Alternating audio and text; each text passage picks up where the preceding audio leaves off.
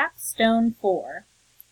Climate change around the world can affect many different things, from crops to water supplies to even individuals' health in those areas. One particular place that I looked at was the city of Koch in the state of Texas, as pictured. After Hurricane Harvey hit in 2018, most of the state, but mainly the central part of the state, suffered from a severe drought.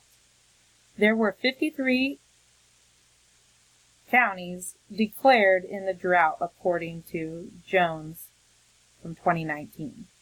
With the conditions being so dry, the predicted threat was that wildfires would arise, as well as problems would occur for not only public health, but for the economy as well as people's property as well.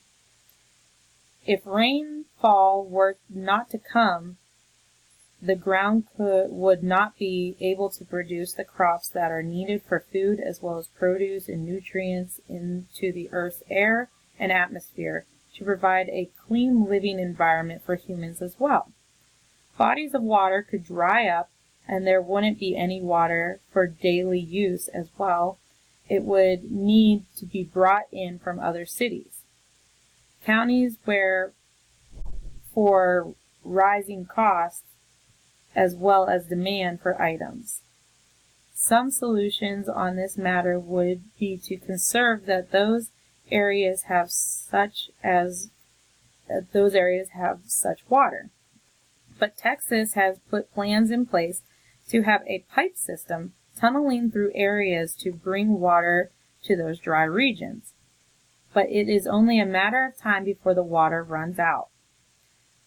But it is also believed by individuals that drilling for groundwater could be the best option, but money is involved in that solution.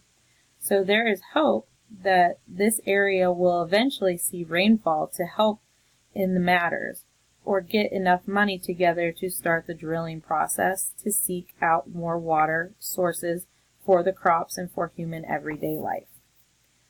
This information was obtained through Governor Abbott declares drought in 53 Texas state counties from www.nbcdfw.com, as well as the Associated Press, Beating Drought, Texas Towns Find Fast Solution to Water Problems from www.desert.com, as well as USGCRP, Climate Science Special Report, Changes in Land Cover and Terrestrial Biochemistry, Changes in Land Cover and Terrestrial Biochemistry, from science2017.globalchange.gov.